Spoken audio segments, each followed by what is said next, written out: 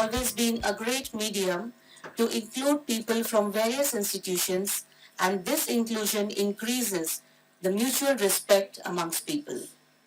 The conference will involve numerous interactive sessions where the speakers will share their work ethic and years of experience with us. We are about to commence our event by lighting the lamp of knowledge and wisdom.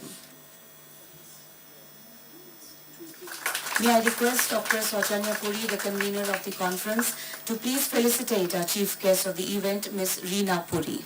And of course, a heartfelt welcome to the scholars, students, colleagues and members of the literary world who are here today to participate in this conference. A warm welcome to all the participants, esteemed guests and the portal heads of NSHM to join us today at the two-day international conference. And the theme, the last year was on reading, and this year we had thought of a theme called Using Literature to Enhance 21st Century Employability Skills. So while we are in the class, what we feel is that in this teaching of language, we often get this kind of an experience. That if the cohort is big, then you have a set of people who have anxieties. And there's another set of people who have this motivation. So as a teacher, in this 21st century times which Professor Puri was talking about, focusing on the employability, it will be important for us to ensure that we are able to overcome the anxieties of our students. As we set out on this intellectual journey, I'm happy to inform you that we have come up with the third volume of our journal, NJLLC, NSHM Journal of Language, Literature and Communication.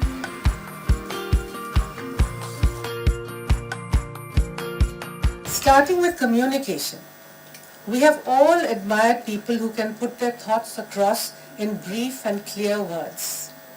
Who likes a long, boring, long-winded speech? No. You want everything to be put across crisply, briefly.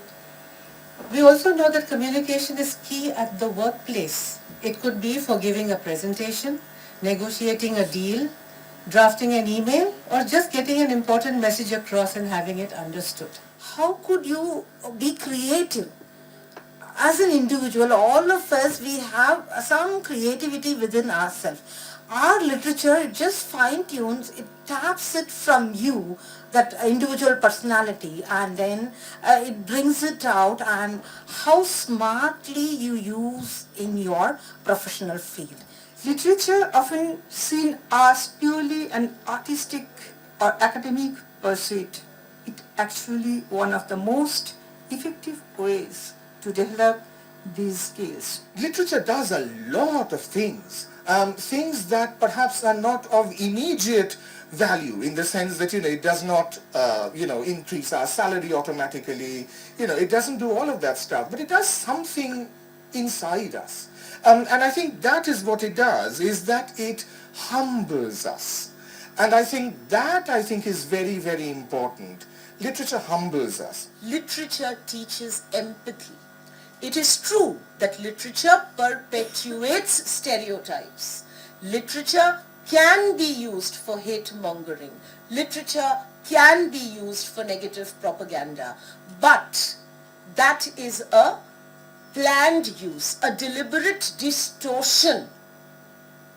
Spontaneously, literature teaches us empathy, perspective, widening our horizons, and all these go together to creating a holistic individual. I'll be speaking from the standpoint of an English teacher today, a teacher of English literature and language who has deep connection, deep association with folk literature, with tribal literature, and such important subjects where the question always comes, why folklore? They look at English only as a subject, not as a skill. And they realize the importance of English and communication skills only when they go for the placements and when they get a lot of rejections. So that is the approach of many of our students. Of course, in technical institutes, their technical skills are important. But then at the same time, if they want to communicate more about their technical skills and convince the prospective employers that they are suitable candidates, they are unable to do that. Latin actually broke up into all of these modern European languages, many of which are mutually absolutely unintelligible. So will this happen to English as well? But then in today's post-globalized world, this possibly wouldn't happen, because these new varieties which have been formed across different socio-linguistic contexts across this globe, they will possibly retain the umbilical ties with the original language, if I may put it that way, for the lack of a better expression. This is a place where students come with a lot of aspiration. They pursue professional courses. As a part of their professional courses, they are taught English. And they are supposed to pick up the best kind of English possible. They are not supposed to interrogate. Literature means a lot of things. A text has a lot of meanings. What is a text? Even an advertisement is also a text. I can use an advertisement in the class. So if my purpose is to elicit the students' knowledge and develop and support the language development, language skills, and then support the language development, then I may use literature from different contexts, primarily starting from, as the keynote speaker said, from what is actually familiar to them. There is trouble all over the world, from wars to the rise of authoritarian rulers to climate change, pollution and everything. So stories can be a very powerful weapon to deal with these things. You like the activity called role play, dialogue, from novels, plays or short stories to practice articulation and clarity. So I'll tell you the name of the book. I'll also tell you what it will help you do and what kind of activity is connected with that in the classroom. The Namesake by Jhumpa Lahiri explores cultural identity, cultural adaptation, navigating global spaces. Activity: compare characters from different cultural backgrounds in this book and discuss their perspectives.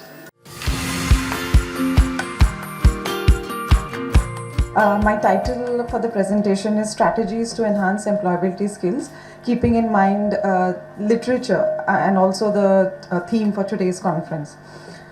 So, skills, as we know, are an integral component of NEP, which emphasizes on the integrating the heart, the head and the hand for nurturing individuals, and they form a significant component in the 21st century, and the NEP policy also emphasizes that. The title of my paper is The Concept of Submissive Nature and the Physical Beauty of the Princesses in Romantic Fairy Tales Are Not Virtuous. The title of my paper is Marching Through Panels, Power, Movement and Memory in John Lewis's March. John Lewis's graphic novel trilogy, March, stands as a powerful testament to this American civil rights movement, offering a unique perspective on the interplay of power, movement and memory. I feel extremely enriched today, having attended the sessions. Yesterday I was online the whole day, mind you.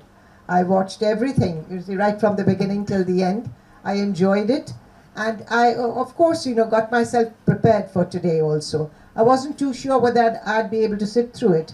But all the presentations today that I heard, you see, and that I really, it sets me thinking. This 2 days deliberation, what I have been there for this last yesterday and today, but I found that the papers are extremely well, very good, but purely academics. What we wanted, that this should be a bit related with the employability skills, because that was the main thrust area of our conference. Center for Language and Communication has worked towards nurturing the creative talents of our students, and we came up with a publication that represents a culmination of intellectual curiosity from our students, wherein they have contributed short stories, poetry, pictures and their creative thoughts.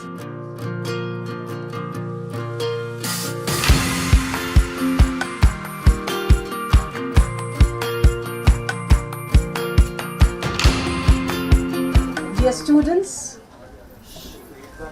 my faculty team, my biggest support are our portal heads, the management of NSHM, HCG Charitable Trust, and the speakers on the dais, and those of our guests who have gone back to their homes.